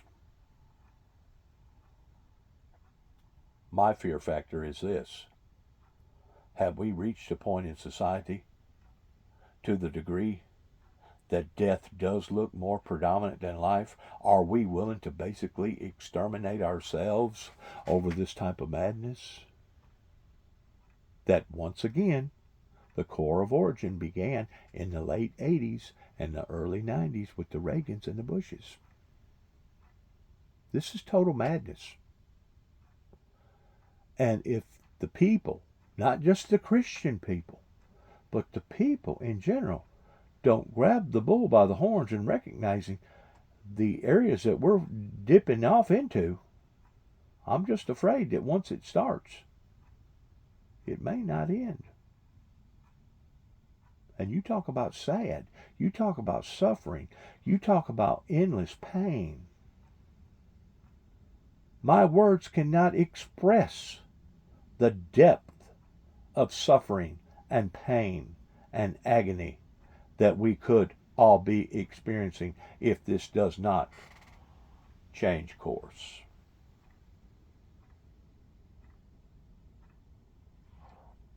I was talking to a Pentecostal lady last night. Maybe I shouldn't have said what I said, because I asked her, I said, are y'all the ones promoting this? I was down at Dyesburg in Walmart. She said, what, all these price hikes and all these prices going up? I said, yeah. She said, well, no, we ain't the ones doing this. I said, you're right, you're not. I said, but in a way, with all the delay tactics, we're in an area right now that we shouldn't be in. with all the price hikes and seeing all the suffering. Because it was the United Pentecostal Church that me and my wife dedicated well over a year towards becoming acquainted with a group of people in hoping that they would be able to understand prophecy the same way that I had understood prophecy, but instead got kicked to the curb and said, "We don't believe you. Everything that you're saying is a lie pertaining to your testimony," and just left us hanging out to dry. The same way that the original politicians and the original churches done in 1988 whenever the 9 tapes went to the White House. So it's not just one entity or one generation's fault that has put us where we are. It's several generations, and it's several different entities, regardless whether it's church entities, regardless whether it's the Baptist, the Southern Baptist, the Missionary Baptist, or the United Pentecostal, or the Worldwide Pentecostal. It's several entities as well as generations that has put us where we are right now. And I just want the record to show that Dennis James Jackson, that lives at 291 Thompson Road, Sharon, Tennessee, zip code 38255, has done everything that he knows to do in preventing or stopping this from even getting that much worse. I want the record to show that I have put forth 30 plus years in giving out warnings and advisories, and the areas that we are in right now is not only uncharted territory, but it goes beyond the pale of even the word that characterizes danger in any form or fashion. It goes beyond the pale of that. I just want my record to show, because this could bust loose and I may not be breathing come nightfall. There could be bombs exploding right here where I'm at in Northwest Tennessee. I don't know. And I do live day to day. I do live hour for hour. It has become so aggressively egregious in my life pertaining to the things that the founder of the Windmill Ministries missions has been through that I actually welcome death. I actually find the death of the body to be appealing, and that was the very thing that the Pentecostal woman talked about last night that I didn't know from Adam, but I could tell by the way that she dressed and her hair that she was Pentecostal. She said, well, the Bible says to pray that you're worthy to escape these things. And she said, ain't none of us going to go to heaven in the physical bodily form, now are we? I said, in other words, you're saying that you would die before you take the mark of the beast? She said, absolutely. In other words, even in her eyes, death had become acceptable, and in her eyes, she had rather die a physical death than to even daresomely think about taking the mark of the beast. Now that is the area that we are in right now, and you can argue it, you can debate it, you can say that I'm crazy, you can say that all this other stuff is not reality, but I promise you, whenever this falls upon your doorstep, regardless whether it's paying $12 a carton for eggs, in which that's basically what they had prices on down there in Dyersburg, in which they didn't have no eggs, all the eggs was gone. And I'm hearing reports that eggs is probably going to go up 40%. But it's not just the eggs that's doing that. It's all the above. In other words, I'm seeing prices that's escalating 50, 60, maybe even 100% above and beyond where it was just going back 3 years ago, whenever we was basically all struggling towards trying to get over COVID. Whenever all the stimulus checks was being passed out to people that basically stopped America in its tracks towards everybody receiving these subsidies coming from our government. And now we're seeing all this other stuff. At first it was toilet paper. Now it's eggs. You have to ask yourself the question, what's next? What crucial item pertaining to the food chains, what crucial item is it going to be next that we're going to have to either be limited on or make adjustments towards. And to be quite honest with you, it actually opens up a brand new venue regarding what went on during World War II. Whenever my dad used to tell us boys and how harsh that the times was back then, whenever they actually had food lines, thousands of people would line up basically just to get a warm cup of soup that had a little bit of broth in it but didn't have no meat in it. We're talking about hard times that not just the American people, but the world could be experiencing just within the next few days, few weeks, few years. And if that doesn't open up your eyes, my friends, then obviously your eyes is not to be opened. Whenever they go to rationing gas, rationing tires, rationing food, rationing this, rationing that, then you'll realize how well off that you had it, that you took advantage of basically squandering the system, taking advantage of the system. But then it'll be too late, because you won't be able to reverse it. It won't be like a light switch, something that you can turn on or turn off in the things that the humans have been equating with down here, because those are basically inaccurate readings whenever it comes to reality. Just like the environment, we have reached a pivotal point with our environment that there's absolutely no doubt, 100% no doubt with NOAA and NASA, that the planet is warming up. Now, whether or not it's because of this, that, or this, that's probably debatable, okay? But you can't debate that things is out of order pertaining to the forces of nature. And if we don't act upon to that, we are basically creating an environment of doomsday. We're creating an environment of disaster. And it won't just be disasters for the guilty, it'll be disasters. It won't just be disasters for the adults, it'll be disasters for the children, it'll be disasters for the innocent, it'll be disasters for the animal kingdom, it'll be disasters, period. What does the Bible say about this time? It says that it will be a time of trouble, such as humanity has never seen, nor ever shall see again. That is knocking on our doorsteps. And if we're not smart enough to identify these things, well, then maybe we deserve to be punished this way. Maybe we deserve to go through the horrors that I just got through talking about, and others on this particular video recording.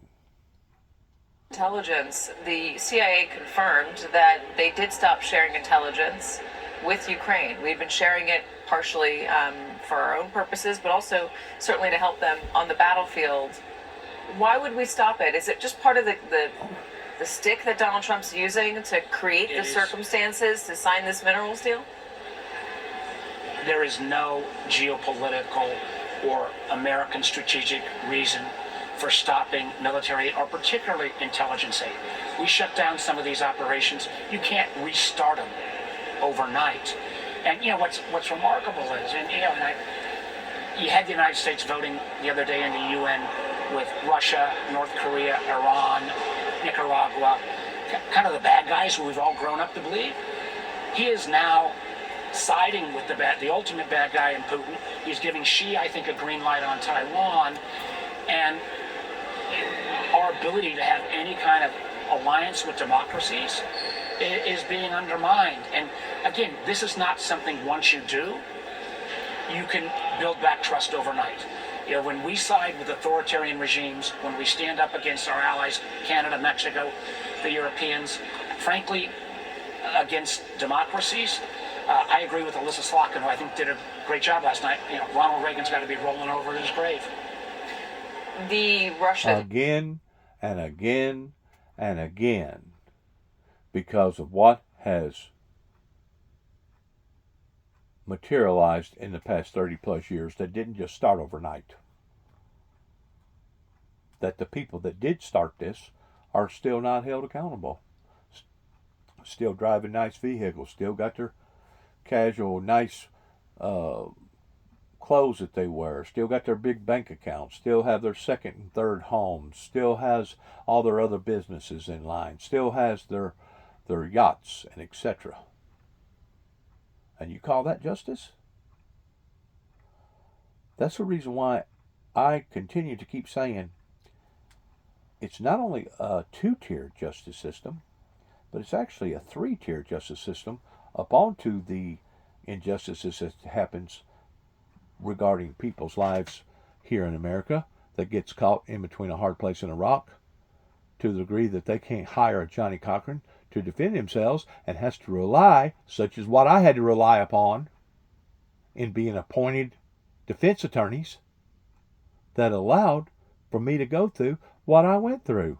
Not just in Tennessee, up here recently, after my brother died in 2017, but the courts pertaining to what went on in Cadiz, Kentucky, the courts, what went on pertaining to the federal courts regarding land between the lakes in western Kentucky, and what went on out in Oklahoma City, Oklahoma, that had no justifiable reason in planting a bomb in the back of my truck and doing the damage to it, and their city council said,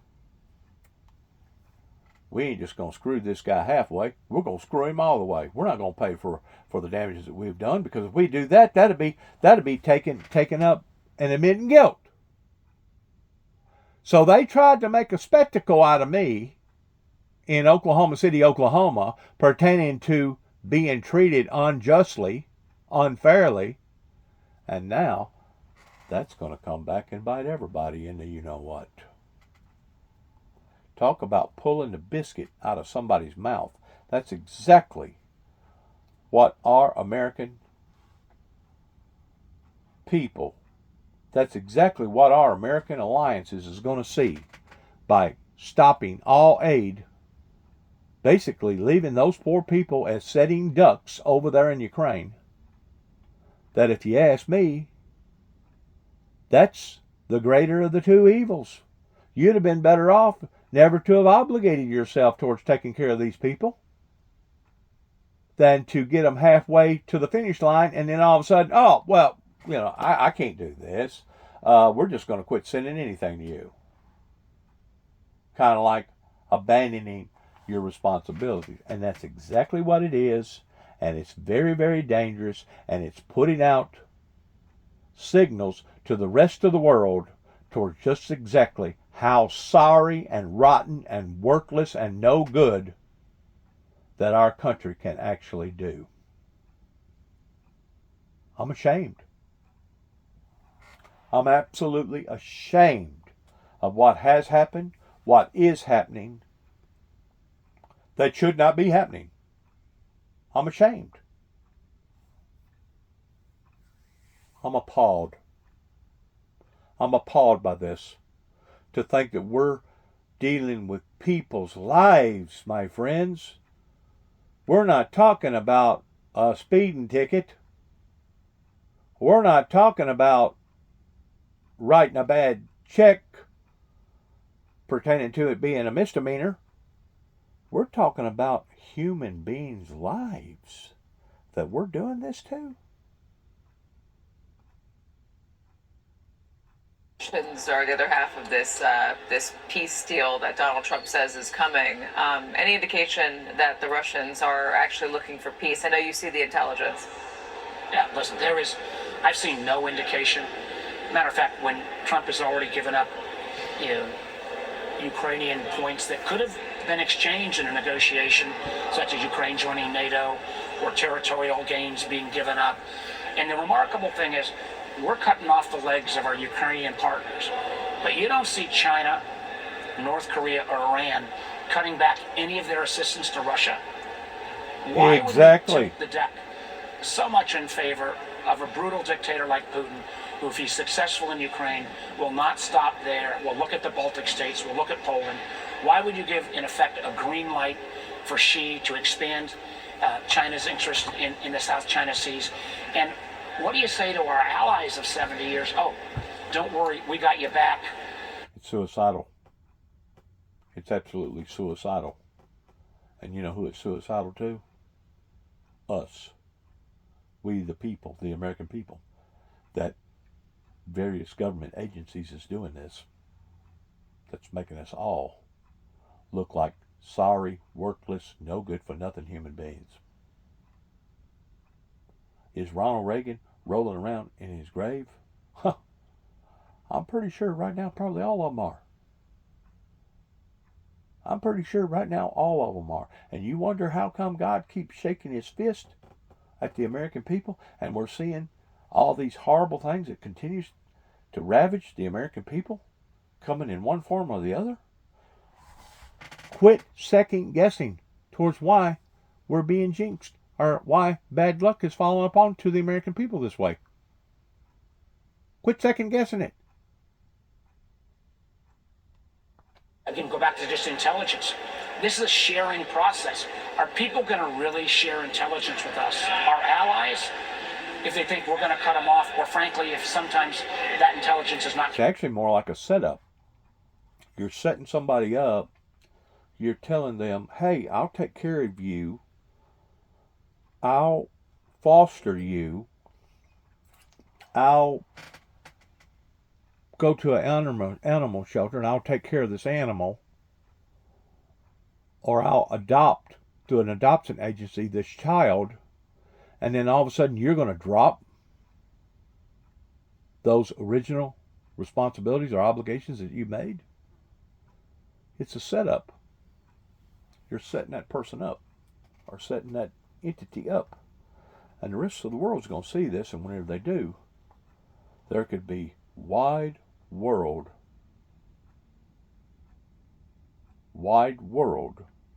damages that could fall upon we the people because of our leadership that's doing this. People need to think about that. It's not just the gas that's in control of our lives, it's also the bacon. It's not just the eggs, it's also the toilet paper. It's not just the toilet paper, but it's in every aspect of everything that can affect our lives, from paper to fuel to food to medicine to the very quality of life that we have become adjusted to, that could very well be taken from us in just a matter of hours, days, weeks, months. And once it does get taken, it's going to take a long time to build that trust back up. It's going to take a long time to get that engine back running again the way that the American people was adjusted to. And it may not never get in that same format in how that the American people was taking advantage of the system. And that's exactly what they was doing. I mean, they was basically, ever since the 60s, whenever Kennedy got assassinated, I mean, we've seen people deliberately filing for bankruptcy that would get themselves in hock, that the bankers are involved in. We have seen insurance companies being fraudulent towards basically extorting their client base. We've seen our own government extorting its own people in allowing for this to get in this kind of predicament. And now we're going to cut off the Ukrainians after this has been widely, globally advertised in all these other countries, including Mexico, including China, including Canada. And now we're going to do this to these poor people? Wow. Tell me how the rubber is meeting the road right now. Tell me that there's not going to be dire circumstances in how other people look at us and treat us. Not kept secret. Let me ask you about immigration. Donald Trump last night said that in order to fix the immigration issue at the border, the crisis as he calls it, all you needed was a new president. You didn't need legislation No legislation's necessary. You just needed a new president. I got a lot of big cheers from Republicans. You were saying on Fox News, I believe it was yesterday, that Donald Trump has done a good job at the border. So do you agree with that assessment, that Donald Trump is the only thing that's needed to change the circumstances at the border? I think it is good that we're at a 25-year low in terms of border crossing. My words yesterday, yeah, they were not great. Let me be the first to acknowledge that. And I think what he's doing to our economy and our Why weren't they great? Why weren't they great? Because the notion that the numbers are down, which I think is good for America, and I think the vast majority of Americans realized President Biden didn't have a secure enough border. Those numbers are down. That's good news for our country. But the idea that that becomes an ability to sanction ICE, to have unfettered immigration raids, doesn't make sense. So my choice of words yesterday, I'd like to take them back. The data does exist on the numbers being down. What we've got to do going forward, and we again heard last night from a president who had a State of the Union that I'll stand by my words, was the least amount of outreach to anybody who didn't vote for him, that doubled down on all the MAGA issues. Wasn't a good night for America last night. And so no prospect of a bipartisan border deal to be revived, say with Senator Langhoff, who spearheaded it last time. Listen, I think that deal gives a level of permanent security. And candidly, one of the things that you're going to find is that we don't even have, if you see additional immigration rates, we don't even have the room to house these individuals. Again, one of the reasons why I still think the long term, you got to have a legislative solution here. Well, because when a new president comes in, you got to have a plan. You plan to the pull, then you turn around and you pull to that plan. You got to have a plan. If you don't have a plan, if you just go at this thing blindsided, God only knows what the repercussions are going to be, and odds are they're not going to be good ones. Comes in, you want some status quo. You want there to be a baseline. That's what legislation does. He wants to basically bring chaos. You got to give him credit for bringing chaos. That is not good for America. It's not good for American families. It's not good for America's standing in the world. And we all got to step up and fight back. It's not good for stability. It's not good for practicality. It's not good for logic. I mean, you start breaking apart at the seams and your enemy sees this, he's going to start saying, wow, this is our opportunity that we should attack. And who was it that said we will take the American people over and never fire a shot? I think it was the Russians.